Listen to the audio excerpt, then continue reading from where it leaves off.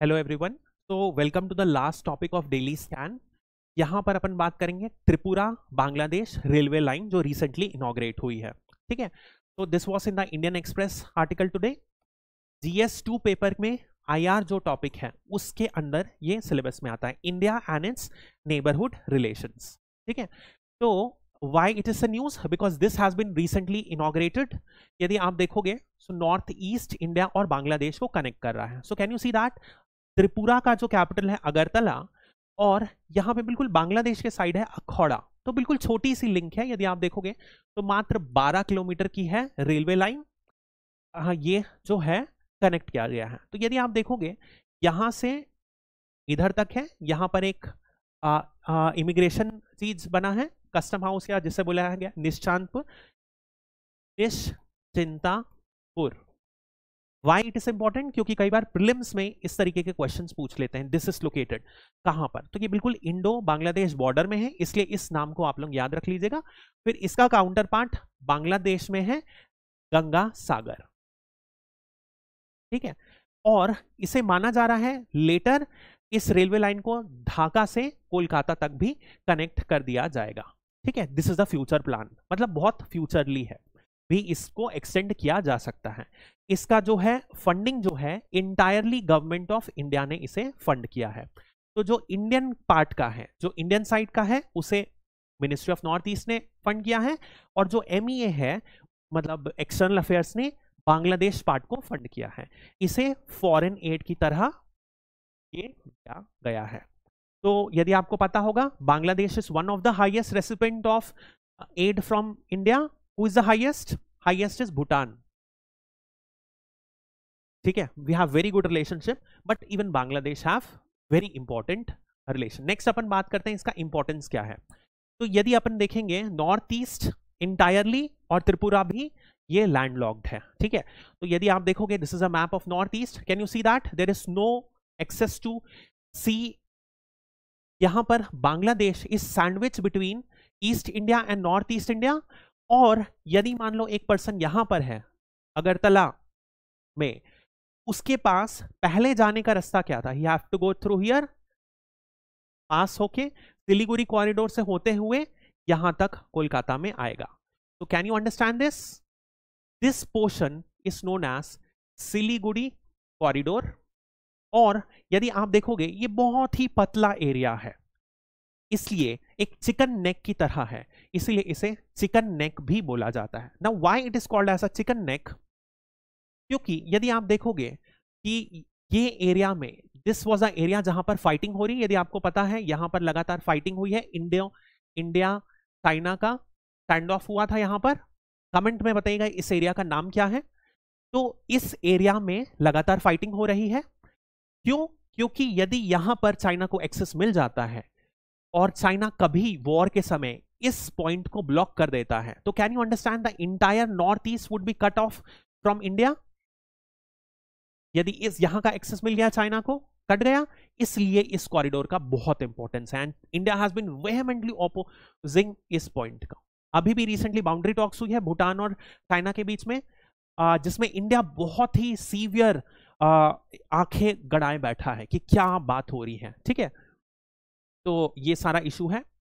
अब इससे होगा क्या? तो यदि लैंडलॉक, अब कैसे जाना हुआ? यहां से ऐसा ना जाके यहां चले गए मेनलैंड इंडिया में, तो the distance between north east India and mainland India would get reduced. कितना घट जाएगा वो अभी अपन देखेंगे। क्लोज टू 31 आवर्स लगता था पहले, जो घट के अब 10 से 11 घंटे हो जाएगा travel time from Agartala to Kolkata. समझ रहे हो कितना बड़ा फायदा है। So this is the case. Look east policy आपको पता होगा, इंडिया ने 2014 में ये पॉलिसी स्टार्ट की थी, जहां पर जो ईस्ट हैं, जो मतलब पर्टिकुलरली कौन सी कंट्रीज हैं, एशियान कंट्रीज हैं, उनके साथ अच्छे रिलेशनशिप करेंगे। इस रिलेशनशिप में क्या होगा? मेजरली ट्रेड, इन्वेस्टमेंट, कल्चरल, ठीक है, इन तरीके के रिलेशनशिप को प्रमोट करके अपन इकोनॉमिक इंटीग्रेशन को प्रमोट करेंगे। तो उसका एक प्रोमिनेंट पार्ट है बिम्स्टेक। ठीक है, बिम्स्टेक का हेडक्वार्टर कहां है? यदि आपको पता है तो ढाका में है। तो बिम्स्टेक बांग्लादेश म्यांमार का एक इंपॉर्टेंट पिलर है, ठीक है। इस वजह से लुक ईस्ट पॉलिसी का एक ये बहुत इंपॉर्टेंट पार्ट रहा है। उसके बाद यदि ऑब्वियसली यदि आप दो पॉइंट के बीच में डिस्टेंस कम होता है, ट्रैवल टाइम कम होता है, तो बिजनेस बढ़ेगा उस एरिया में, तो नॉर्थ ईस्ट एरिया के लिए बिजनेस प्रमोट होगा। एक पर्टिकुलर एग्जांपल मैं आपको देना चाहूंगा, वो है जलेफा का। जलेफा त्रिपुरा के पास एक जगह है जहां पर स्पेशल इकोनॉमिक जोन प्रमोट किया गया था। This was related to agro based industries. अब यदि आपको पता होगा नॉर्थ ईस्ट में एग्रो इंडस्ट्रीज की बहुत पोटेंशियल है, तो एक टॉपिक है आपके सिलेबस में GS3 में फूड प्रोसेसिंग। ये इंडस्ट्री की बहुत रेलेवेंस है नॉर्थ ईस्ट इंडिया में, यहां पर आ सकता है। सेकंड, यदि अपन देखें बैम्बू बहुत हद तक नॉर्थ ईस्ट में है, तो इससे एसोसिएटेड हैंडीक्राफ्ट भी इस एरिया में ग्रो कर सकते हैं। साथ ही साथ हॉर्टिकल्चर की ह्यूज पोटेंशियल है, ठीक है। इन सारे एरियाज में यदि ये बिजनेस प्रोलिफर हुआ तो north east as a region will grow, ठीक है। That would be helping in. और यदि कोई एरिया ग्रो करता है तो क्या होता है, जो अभी माना जाता है इंटीग्रेशन प्रॉपर नहीं हुआ है नॉर्थ ईस्ट का, वो इंटीग्रेशन विथ इंडिया क्या होगा, बढ़ेगा। कभी भी GDP या इकोनॉमिक इंटीग्रेशन होता है तो उससे क्या होता है, लोगों का प्रेशर बढ़ता है पीस को मेंटेन करने का, लोगों का प्रेशर बढ़ता है कि कोई भी लॉ एंड ऑर्डर सिचुएशन खड़ी ना हो, क्योंकि उनका बिजनेस इंपैक्ट होता है, ठीक है। एक और कल्चरल कनेक्शन है त्रिपुरा और बांग्लादेश के बीच में, क्या है, दोनों के दोनों बंगला कल्चर हैं, ठीक है। दोनों के दोनों यदि आप देखोगे नॉर्थ ईस्ट में सारे के सारे स्टेट्स क्या हैं, हिली स्टेट्स हैं, except 2 states, they are Assam and Tripura. Tripura भी प्लेन स्टेट है बहुत हद तक। तो ये दोनों में जो कल्चरल कनेक्शन है बहुत हाई है। इनफैक्ट जब 1971 का बांग्लादेश लिबरेशन वॉर हुआ था, तब एक significant close to 1.5 million population of refugees को त्रिपुरा ने होस्ट किया था, क्योंकि अगेन सिमिलर बंगला कल्चर, ठीक है। अभी भी पीपल टू पीपल कनेक्ट, जिसे कि बोला जाता है ट्रैक 3 डिप्लोमेसी, बहुत ज्यादा स्ट्रांग है। ये सारे वर्ड्स यदि आप मेंस के आंसर में यूज करते हो तो आपके मार्क्स बढ़ते हैं, ठीक है। एक और मुद्दा जो है वो आता है नेबरहुड फर्स्ट पॉलिसी। यदि आप देखो पोर्ट का एक्सेस मिलता है, पोर्ट डेवलपमेंट होता है, लैंड कनेक्टिविटी बढ़ती है, तो क्या इंडिया के पास और कोई नेबर्स हैं? Who are the two? Bhutan and Nepal. ये दोनों लैंडलॉक्ड नेबर्स हैं, ये दोनों इंडिया के पोर्ट्स एक्सेस करते हैं। तो यदि कनेक्टिविटी बढ़ेगी तो इन दोनों को बेनिफिट होगा, and it would be in the interest of neighbourhood first policy of the government. तो ये भी इंपॉर्टेंट है। इसके अलावा बांग्लादेश के साथ 2 मेजर प्रोजेक्ट और लॉन्च हुए हैं। सबसे पहले आता है एक मैत्री सुपर थर्मल पावर प्रोजेक्ट, ठीक है। ये है NTPC और बांग्लादेश पावर के बीच में एक सुपर थर्मल पावर प्रोजेक्ट है। साइंस एंड टेक्नोलॉजी के लिए ये सुपर थर्मल पावर प्लांट क्या होता है, ये MCQ के लिए इंपॉर्टेंट होता है, जरूर देखिएगा। और एक और रेलवे लाइन है मोंगला खुलना रेलवे लाइन। यदि आप देखोगे तो if you know about Bangladesh, ये जो चिटगोंग पोर्ट है ना, बहुत कंट्रोवर्शियल पोर्ट है। एक जमाने में चाइना और बांग्लादेश के बीच में काफी टसल हुआ था इस पोर्ट के लिए। China is investing heavily on this port. तो इंडिया क्या कर रहा था, हमेशा से चाह रहा था एक alternative to the Chittagong port develop करे, and this is a Mongla port. तो इसलिए इंडिया कनेक्टिविटी मोंगला पोर्ट से ज्यादा बढ़ा रहा है, क्योंकि चाइनीज इन्वेस्टमेंट चिटगोंग पोर्ट में बहुत ज्यादा है। तो and Chittagong port is also the largest port of Bangladesh. Bangladesh को क्या फायदा हो रहा है, क्योंकि Chittagong port is highly over crowded, इसलिए एक पोर्ट अल्टरनेट डेवलप हो जाता है तो बांग्लादेश का डीकंजेशन हो जाएगा इस पोर्ट में, और dependence on one port would get reduced, streamline हो सकता है लॉजिस्टिक, ठीक है। तो इंडिया और बांग्लादेश दोनों में बात करें तो बहुत अच्छे रिलेशन है। अभी अपन एक बात कर रहे हैं चैलेंजेस की। इंडिया और बांग्लादेश के बीच में कुछ चैलेंजेस हैं, कुछ डिफिकल्टीज हैं, जो इनके जो गुड रिलेशन है उसको थॉ करते आई है बहुत समय से। सबसे पहला है चाइना फैक्टर। देखा है अपन ने जैसे चिटगोंग पोर्ट में एक मेजर इन्वेस्टमेंट किया है। एक और सैटेलाइट है जिसका नाम है बंगबंधु सैटेलाइट। इस सैटेलाइट चाइना और बांग्लादेश के मिल रहा है। OBOR, one belt one road initiative को बांग्लादेश ने ज्वाइन कर लिया है। 2022 में जब डेट क्राइसिस आई तो माना यह जा रहा था Bangladesh could be the next country जहां पर चाइनीज डेट की वजह से country could go into the crisis. हालांकि ज्यादा बेटर मैनेजमेंट की वजह से अभी सिचुएशन कम है, बट आईएमएफ की लोन लेना पड़ा था बांग्लादेश को। ठीक है, नेक्स्ट इस एक क्राइसिस है, ये आपको पता होगा, रोहिंग्यास बेसिकली है म्यांमार के।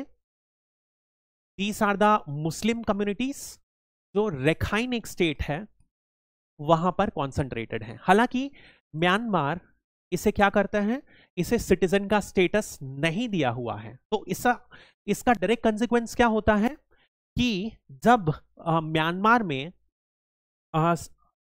अभी क्या चल रहा है, हुंडा रूल चल रहा है, तो जब ये क्रैकडाउन हुआ, तो जब आर्मी का रूल टेक ओवर हुआ, तो इन्होंने रोहिंग्या पे क्रैकडाउन किया। इसकी वजह से क्लोज टू 11 मिलियन रेफ्यूजीज जो हैं रोहिंग्या बांग्लादेश में माइग्रेट हुए। On this has been a factor of conflict between Myanmar, Bangladesh, India.